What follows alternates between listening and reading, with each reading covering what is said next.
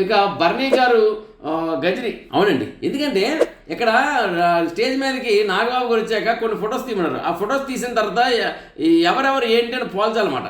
ఎవరెవరు ఏంటి అని పోల్చేటప్పటికి ఏంటంటే బర్నీని ఒక గజనీగా, అంటే గజనీ ఫోటో వస్తే ఇది బర్నీ అండి, యాక్చువల్గా ఏంటంటే ఎప్పటికప్పుడు మర్చిపోతుంటాడు, ఎవరు ఏదన్నా సరే గుర్తుంచుకోడు, ఆ కోణంలో తన ఆడవలసిన ఆట కూడా మర్చిపోతున్నాడు. అందుకనే బర్నీ మాత్రం ఆ గజనీలాగా ఉండకుండా తన ఆట బాగా ఆడాలని కోరుకుంటున్నాను. ఆ తర్వాత గంగి గోవుగా నేను చూస్తున్నాను. మరి అతను అంత అగ్రెసివ్గా కొట్టి మాట్లాడే వ్యక్తి ఈరోజు గంగిగోవుగా ఉండడం నాకు నచ్చలేదు.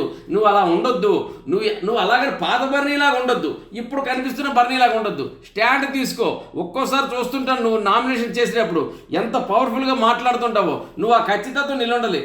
ఆఖరికి నీ సొంత కూతురు నీకు ఎదురుగా నిల్చొని యుద్ధం చేసినా సరే ఆ కాన్సన్ట్రేషన్ నీ యుద్ధం మీద ఉండాలి, నువ్వు గెలవడం మీద ఉండాలి, కానీ కూతురు గెలుపు కోసం కాదు. గెలుపు కోసం అలా ప్రయత్నం చేస్తేనే, అలా ఫైట్ చేస్తేనే నువ్వు గెలవగలవు. అది యుద్ధం అంటే అంటూ ఎంత చక్కగా చెప్పారో నాగబాబు గారు.